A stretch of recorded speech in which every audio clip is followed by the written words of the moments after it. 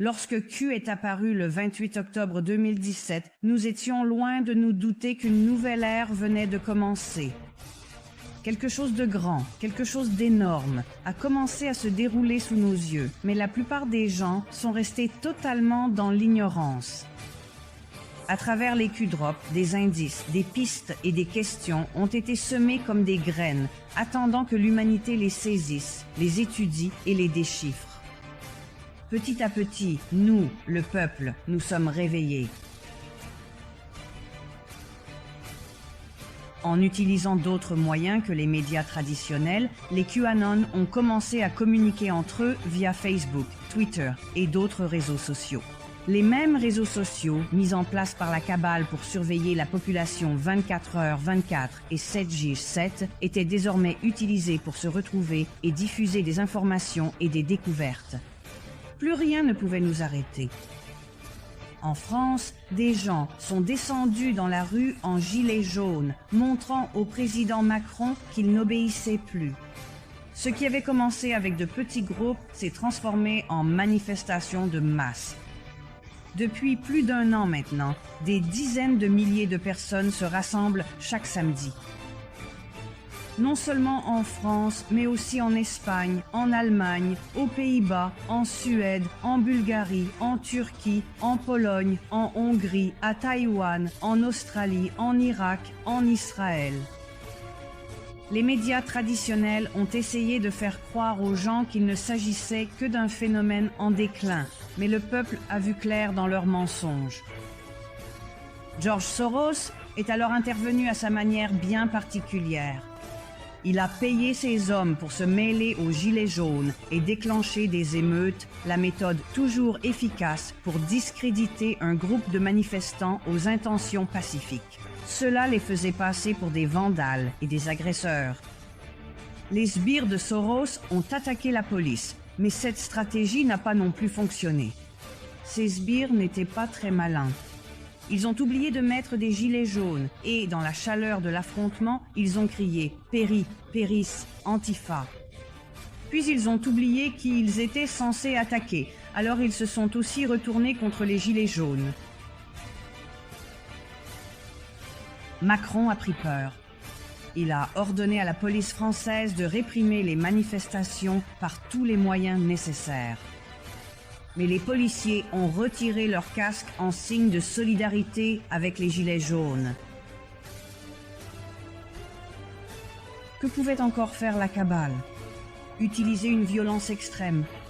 Des forces armées ont été déployées. Des snipers ont été placés sur les toits pour tirer sur les gilets jaunes si nécessaire. Des milliers de personnes ont été blessées. Des gens sont morts. La France est en pleine guerre civile, mais les médias traditionnels restent silencieux. 23 gilets jaunes sont morts pour avoir cru en un monde meilleur.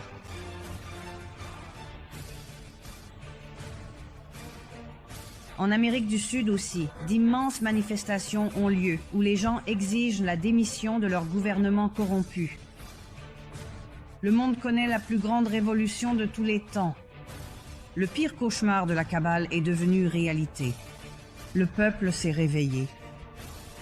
Et contrairement aux autres révolutions que l'humanité a connues par le passé, cette révolution est celle de la connaissance, de la compréhension de la façon dont l'élite dirige les choses et de la volonté de travailler ensemble pour créer un monde meilleur. Une révolution du peuple ne peut fonctionner que s'il y a de l'aide au sommet. Cette aide n'a jamais existé auparavant, mais maintenant elle est là. C'est ce qui rend cette révolution différente. Nous avons un allié au sommet, un allié que nous appelons Q. Q est un groupe de personnes, pas un individu. Les informations fournies par Q sont de tout premier ordre.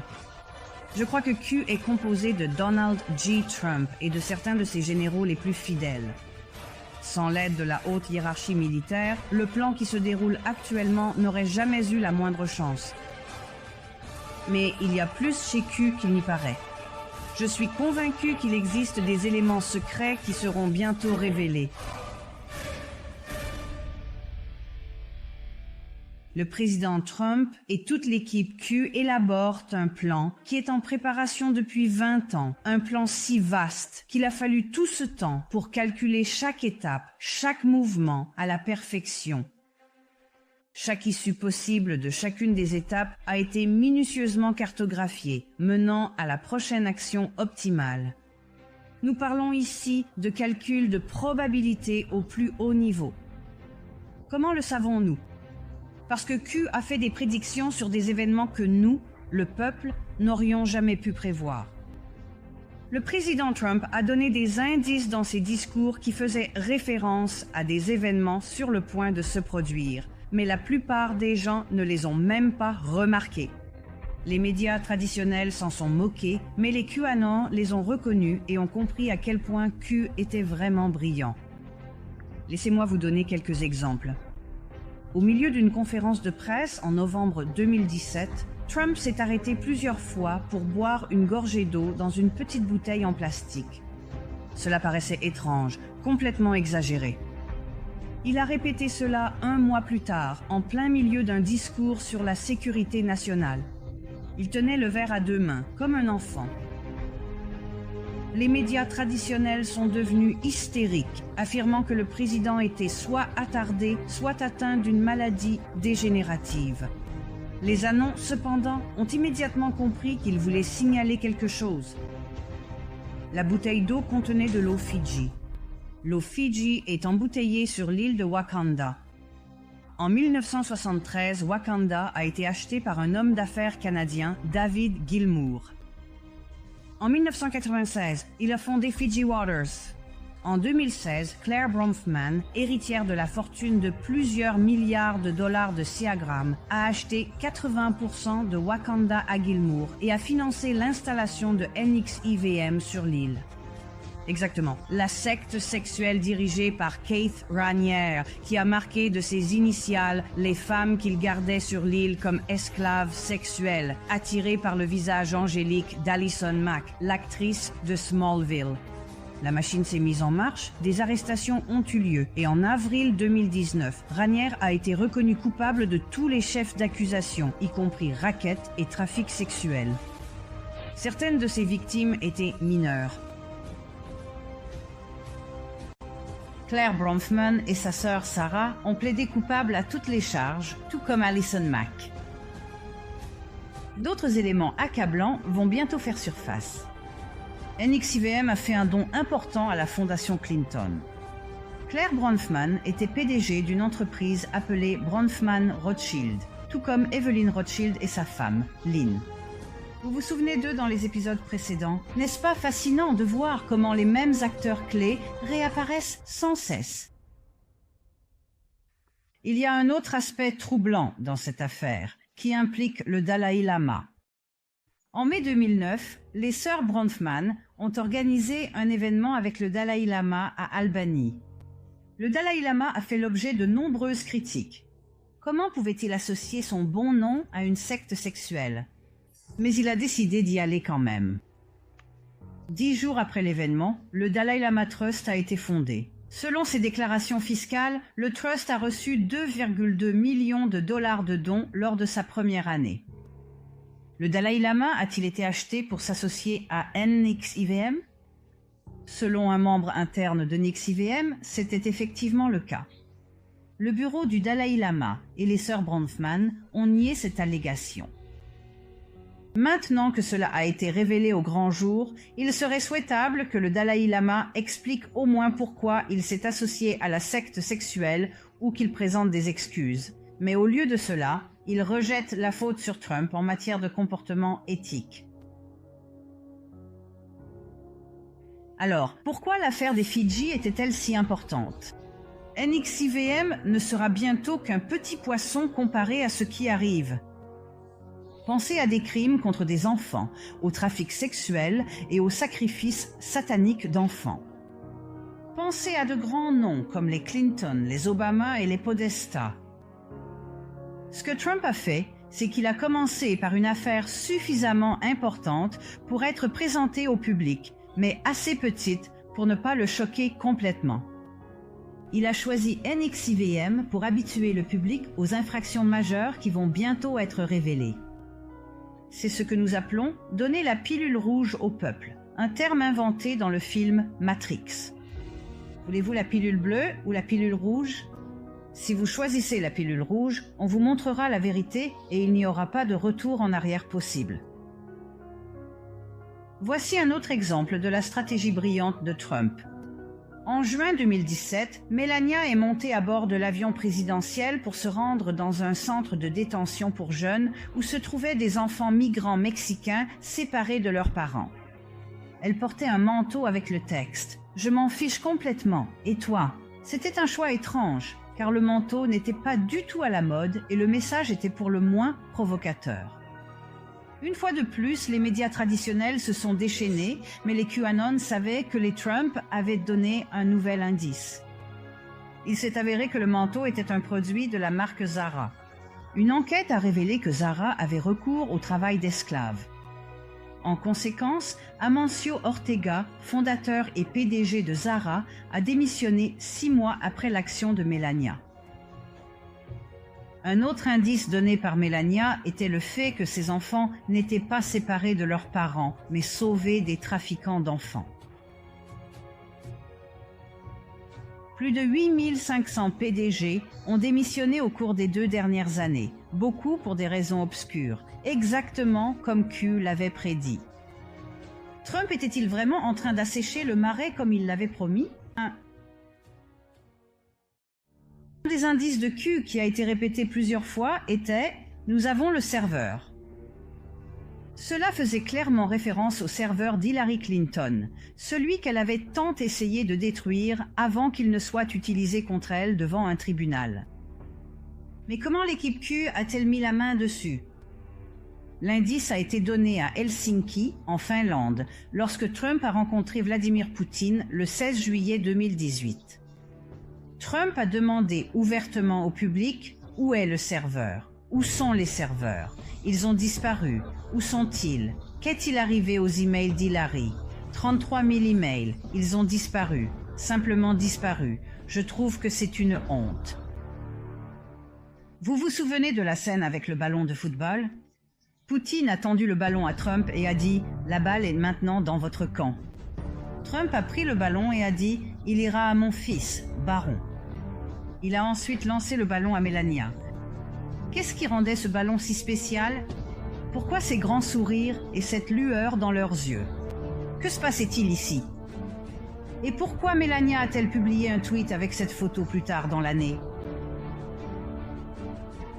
Beaucoup de QAnon s'accordent sur la théorie selon laquelle le contenu du serveur se trouvait à l'intérieur de ce ballon de football, contenant suffisamment de preuves accablantes pour envoyer de nombreuses personnes à Washington, D.C. en prison à vie. Essayez des preuves concernant le scandale Uranium One, où Hillary Clinton, en tant que secrétaire d'État et avec la connaissance et l'approbation du président Obama, a donné à la Russie le contrôle de 20% de l'uranium américain en approuvant l'accord avec Rosatom. La société russe Rosatom avait racheté la société canadienne Uranium One en 2010, 3 ans après que cette dernière ait acquis Eurasia, détenue par Frank Giustra, notre ami au logo pédophile évoqué dans la partie 4. Vous vous souvenez? Giustra avait officiellement démissionné après l'achat, alors pourquoi a-t-il fait don de 145 millions de dollars à la fondation Clinton juste après la signature de l'accord avec Rosatom? Pourquoi diable a-t-il lui aussi été accueilli à bras ouverts par le Dalai Lama? Et pourquoi, bon sang, a-t-il reçu le prix humanitaire du Dalai Lama alors qu'il est impliqué jusqu'au cou dans le trafic d'enfants? Pourquoi Bill Clinton a-t-il reçu 500 000 dollars pour une conférence à Moscou juste après l'annonce de l'accord avec Rosatom? Savez-vous ce que nous voyons ici? Corruption, pots de vin, trafic d'influence, blanchiment d'argent et haute trahison. Voilà la véritable collusion avec la Russie. Au fait, pourquoi Trump a-t-il dit que le ballon de football allait à son fils Baron? Selon des sources proches, Baron est extrêmement intelligent, avec un QI de 146. On dit qu'il est incroyable avec les ordinateurs, surtout en ce qui concerne le hacking, le décryptage de codes, de mots de passe, etc. En gardant cela à l'esprit, je comprends tellement les expressions faciales de ce fameux jour à Helsinki.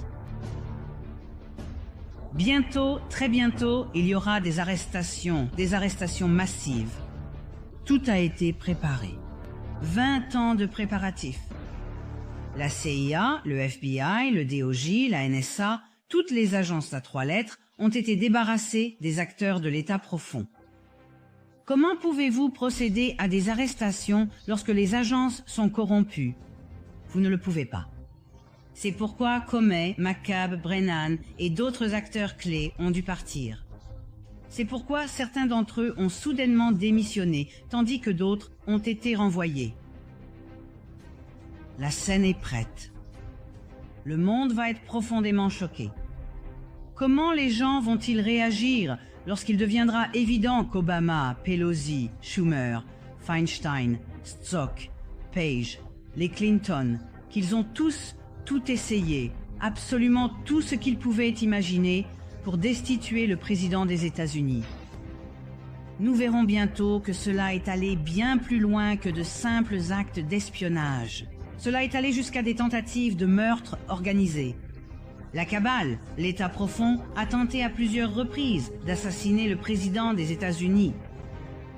Ils ont essayé de forcer Trump à entrer en guerre contre la Corée du Nord, mais après avoir anéanti les bastions de la cabale là-bas, il a apporté la paix. Ils essaient maintenant de le forcer à entrer en guerre contre l'Iran, mais je peux vous assurer qu'il fera exactement la même chose. Anéantir d'abord les bastions de la cabale, puis instaurer la paix. Q avait dit que cela se passerait ainsi. D'abord la Corée, puis l'Iran, Israël en dernier.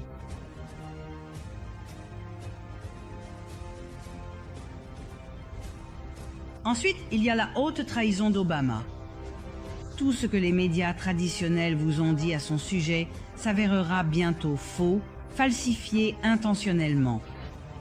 Bientôt, nous serons confrontés à des preuves irréfutables concernant son acte de naissance, ses liens avec les frères musulmans, le parti extrémiste derrière Daesh. Des photos comme celle-ci commenceront à apparaître.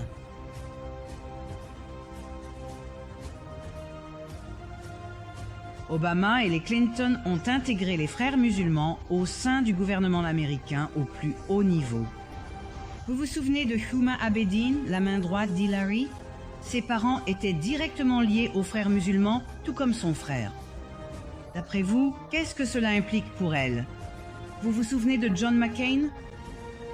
Que faisait-il en Irak avec les 4 principaux dirigeants de Daesh? Pourquoi Trump a-t-il dit qu'ils avaient attrapé les 5 chefs de Daesh les plus recherchés? Pas 4, 5. Avez-vous remarqué quelque chose d'étrange concernant le drapeau sur son cercueil? Il était froissé. Seuls les traîtres reçoivent des drapeaux froissés. C'était un code. Haute trahison, peine de mort. Avez-vous vraiment cru qu'il était mort d'un cancer? Croyez-vous encore qu'Oussama Ben Laden était l'ennemi, qu'il était responsable du 11 septembre, qu'il a créé Al-Qaïda? Il était agent de la CIA avant de devenir l'ennemi. Son nom américain était Tim Osman. Oussama Osman. Avez-vous entendu parler de l'équipe Six, les Navy Seals, qui l'ont tué? Ils sont tous morts 3 mois plus tard lorsque leur hélicoptère s'est écrasé. Aucun témoin oculaire qui pourrait un jour raconter la véritable histoire de ce qui s'est réellement passé. On nous a menti à une échelle que nous ne pouvons pas encore imaginer. Les livres d'histoire devront être réécrits. L'Amérique a été vendue au plus offrant par Obama, les Clinton et les Bush. Réalisez-vous dans quel état de choc les gens vont se trouver lorsque la vérité éclatera enfin au grand jour. Comprenez-vous pourquoi la base de Guantanamo a été entièrement modernisée et agrandie? Avez-vous la moindre idée du nombre d'actes d'accusation sous scellés qui attendent le moment parfait pour être dévoilés afin que des arrestations puissent avoir lieu? Plus de 100 000. Beaucoup seront poursuivis pour trahison, certains pour haute trahison. La haute trahison signifie la peine capitale, la peine de mort. Il y aura du chaos et de la stupeur. mais il y aura des conseils venant d'invités mystères totalement inattendus. Ce moment dans le temps marquera l'histoire, un moment sans précédent dans l'histoire de l'humanité. Pensez-vous que j'exagère? Découvrez-le dans notre dernière partie, la numéro 10.